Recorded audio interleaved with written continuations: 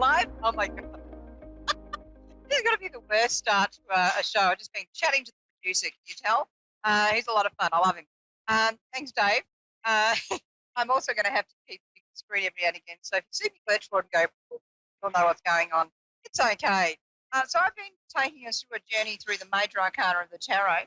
And I've also been journeying through a lot over the last couple of months myself, as is, likely of the spiritual journey. Everyone sort of thinks the spiritual journey is going to be like the sun card or the star card, where everything's going your way.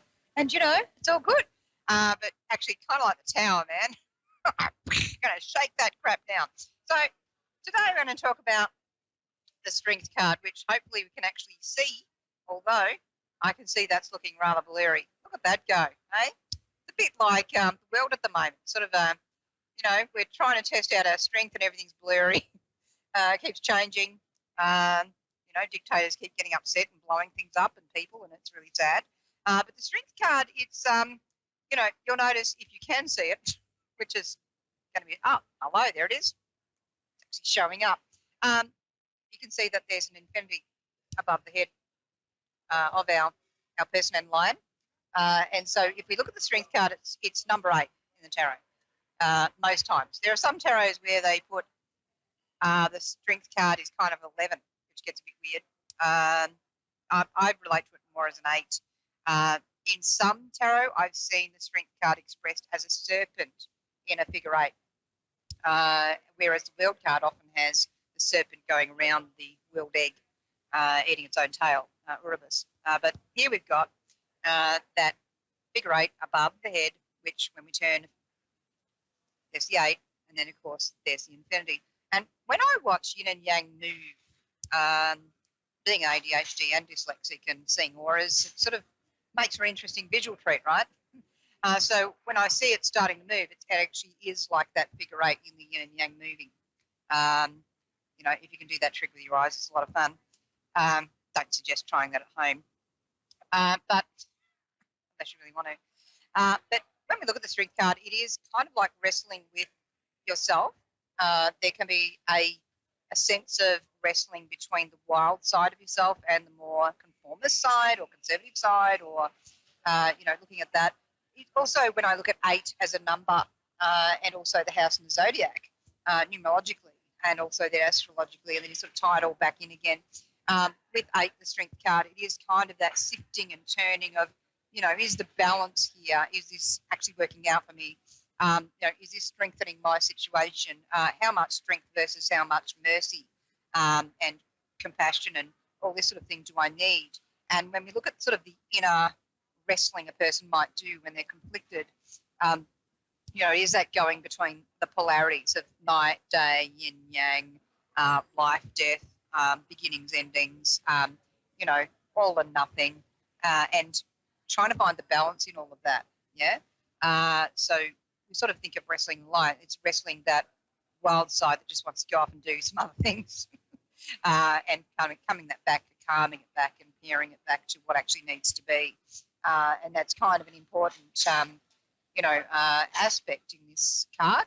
When we look at 8 as a numerological sort of situation, so we sort of bring that strength card now into that 8. You look at money, luck, karma, business, government, finance. They're in astrological sort of terms. The 8th house is money, sex, death, karma, psychological healing and transformation, and all these sorts of things. So there's sort of a whole way in which we can look at that. And of course, 8th house is ruled, by Scorpio. Of course, depending on your rising sign, that may not be Scorpio. But the 8th house, Scorpio, it sort of deals with the blood and guts of the zodiac, gets right on in there. And so, there's kind of, to me, I sort of see a connection in that of, how much of my strength and how do I use in this situation, and when do I back off, do I need to possess all of the coins in this situation, all the power, or do I actually sit back and sort of work out, where is the leveraging point of this and what is actually needed of me and also of the situation? Are these the right people? Is this the right path to be going down?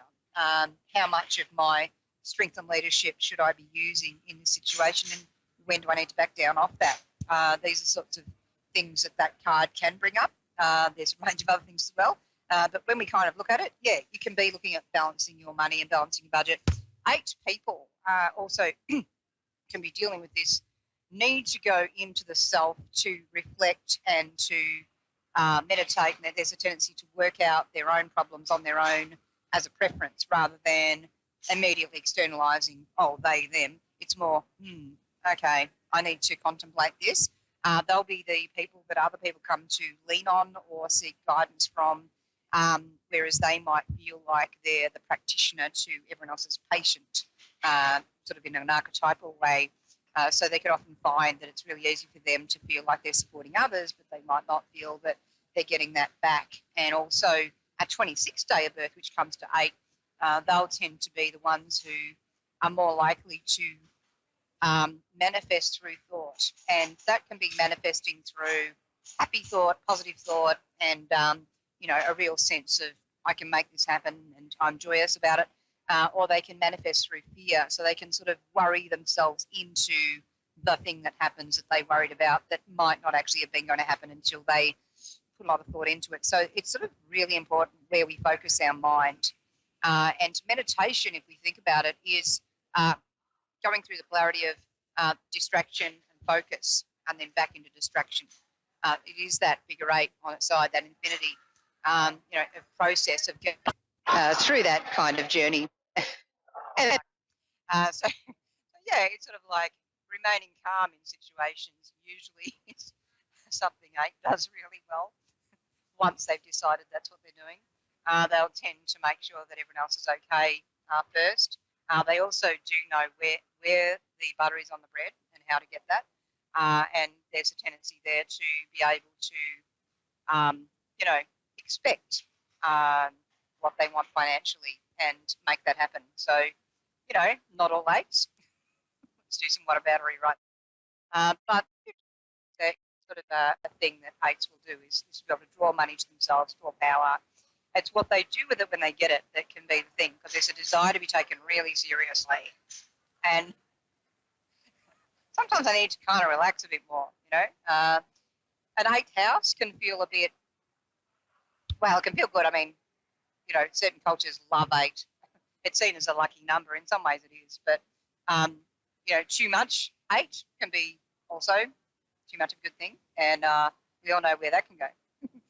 There can be sort of a feeling of self-imposed restriction when we get too much into that energy, or the desire to break out of that restriction in kind of a destructive manner. And this is why balance is important, and why, this going between the polarities is kind of a thing to keep conscious of, particularly if you're doing an 8 year, or you are an 8 person.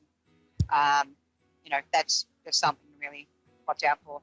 I'm about to head off, but in the meantime, I'm going to let you know I'm going to be in Berlin at a public psychic expo with Psychic and Wellbeing Expos run by Sacred Woods. There. Wonderful ladies, and the 3rd of July, Sunday the 3rd of July at Berlin. That's in Melbourne's northeast, kind of. So I'm going to be doing a talk there and also one-to-one readings for people who ask. And I'll be catching you up there if you're in Melbourne and want to pop along. I'm also still doing readings in my CBD office in Collins Street, which I'm just around the corner from, in my lovely cafe and Coffee Central. But in the meantime, I'm going to wish you all the best for the next week. There's lots more shows on A1R Psychic Radio and Moonstruck TV coming up, so stay tuned for those. In the meantime, I'm going back to the office to do some more consults. Lots of love to you all. Bye-bye.